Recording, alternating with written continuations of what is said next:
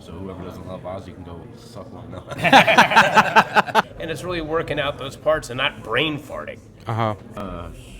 I don't know. I'd probably be in jail. You actually worked with Eddie Van Halen, right? I played with Angel Corpse, that same venue. I actually threw up everywhere. Yeah. How the fuck do I start this? So I'm here with 3 of 4 members of Malevolent Creation. I'm with Jesse, I'm with Chris, and I'm with Ronnie. Sorry. Welcome to Brutal Assault in the Czech Republic. So now, obviously, first of all, any news on Phil? I mean, I've seen that he's recovering.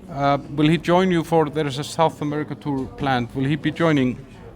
Yeah, he absolutely will be. He had a rough run, with his bacterial pneumonia, but he's making improvements every day. Okay. And so he's back home in Florida right now, getting better, as I said, every day, and just working on music, and he remains in very high spirits. Okay, that's great to hear. And how has it been? Like now, I saw you. Well, I saw the band 2 or 3 years ago with 2 guitarists, killer show. Saw you again now, 3 of you, killer show.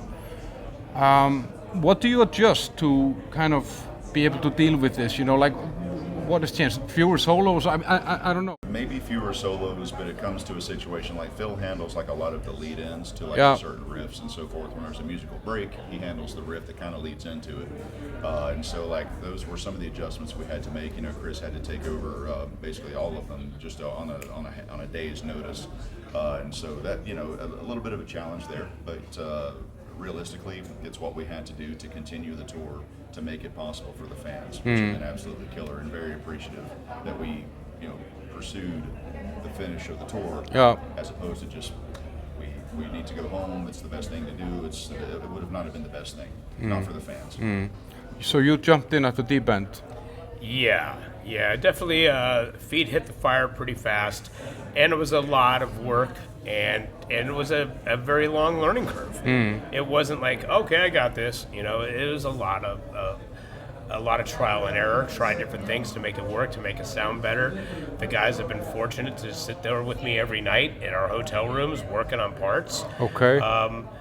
And I mean, it took longer than I thought it would.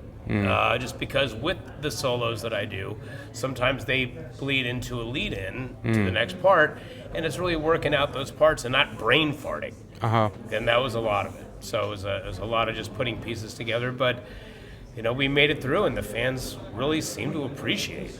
You actually worked with Eddie Van Halen, right? Yes. When was that? 2007 to 2013, somewhere around there. Okay. It was under the umbrella of Fender Musical Instruments. I was the conduit between Eddie Van Halen and the company. Okay. So I'm not going to go through the whole story but basically Eddie Van Halen wanted one person to deal with at Fender and nobody else, and that ended up being me. Okay. And it's just such a interesting. It's rarely that you would find the Van Halen connection into a death metal band. Yeah, and it was also one of the things that worked as well, because when we were creating the product line together, at first, the tagline to EVH was, "This is what I use." And he asked me, what would you change about this? I said, personally, I say, let's get your face off of everything. Take it off. And let's change this tagline to, this is what we use. And let's get a full artist roster involved. And we got death metal guys. Okay. We got rockers. We got country people. Everybody but Eddie. Or everybody in addition to Eddie, I should say. And he loved it. And that's what it became down to. So it seems like it's a departure, but one of the reasons why we got along so well and why we remained friends until 8 months before he passed was because, I didn't care about the stardom or anything like that. He was my friend Ed, and he was just a genius. And he made, and I loved heavy fucking music. And he didn't quite get it, but he was like, I love it that you're not kissing my ass. So that was his whole. That must have been a new thing for him. But talking about virtuosos like him and people that have had a big influence, Ozzy and Black Sabbath. I mean, now with Ozzy passing, what did Ozzy and Black Sabbath kind of mean for you guys? I can make this really quick for me. the song Diary of a Madman, to me, is the greatest song ever written. Okay. Hands down, it's my number one song of all time.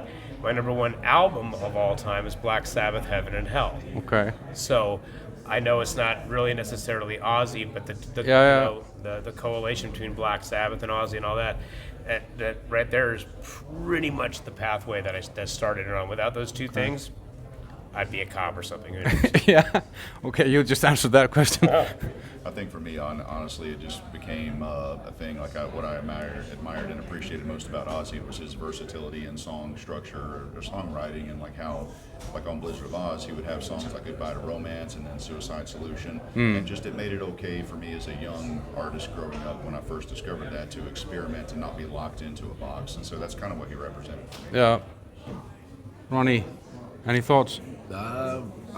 Who doesn't love Ozzy? I mean, they made great music. He's a legend, and yeah, I love all the stuff.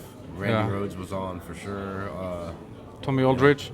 Yeah, all the fucking legends, and yeah. So whoever doesn't love Ozzy can go suck one. No. I love that. Yeah, I'm actually with you. I'm just happy to see you live because 2 years ago or 3 years ago, I saw you in a very badly ventilated club in Prague. Yeah. And I remember in the end they took kind of one of the walls out of the place just to get some air in. Yeah. And do you remember that? Do you remember? Of course, yeah. Actually, I was just talking about that the other day with Tomas. That was one of the hottest venues I've played, and I played it multiple times, once with Angel Corpse in 2016, and I got sick that time too. I believe I did throw up on that one. We finished the set, but they had to take the wall out that night as well. Yeah. But when everybody gets in there, it's a small venue, and like they're packed shoulder to shoulder, and just so many people in there, and you can't get a breath because it's so hot and muggy, you know what I mean? It's like, oh my God. But yeah, so with Malevolent, I don't think I threw up on that one, but they had to open up the door for sure. Yeah, it was a crazy gig, but that was the beauty of the gig as well. You know, not you throwing up, but just the fact that it was, you know, muggy and humid. Okay, guys, there is some work on album, right? There is something in the works, or any updates on that, or? Yeah, I mean, in terms of like lyrics, I'm handling the lyrics for the album. I'm about just shy of 50% done of, you know, the song concepts, and I've got many song titles. Don't want to give too many away right now, but we've been reviewing them kind of as a unit. I'm personally very excited about the song concepts. I do have some riffs and stuff personally that I'm contributing to the mix, but I don't want to take too heavy of a hand in like creating the song structures and the music, because I want to leave that up to the guitar players, of course the drummer. I'm just the bass player and the singer, so you know, I mean, I just want to keep, you know, hold my ground, stay in my lane. But there is absolutely movement happening on it. Okay, and estimated kind of, I mean, are we talking next year or? It will be next year. Yeah, certainly. Okay, and the final thing, and Chris, you already told me if you weren't doing guitars, you would be a cop. Ronnie. Yeah. What? I said probably. Yeah. Ronnie. If I wasn't in music. I don't know. I'd probably be in jail. No, I'd probably, I don't know. I'd be just working, being a family guy, pretty much. Yeah. Yeah. Okay. I think honestly too, you know, certainly as you get a little bit older, you value your time at home much more than you did in your 20s and 30s and so forth. So I think at this age, I would find a very comfortable way to work a 9 to 5 and just be there for my cats and for my family, and for my wife, and just be, you know, sort of in the heartland of emotional security, you know, as you begin to reach, you know, the golden years, as it were.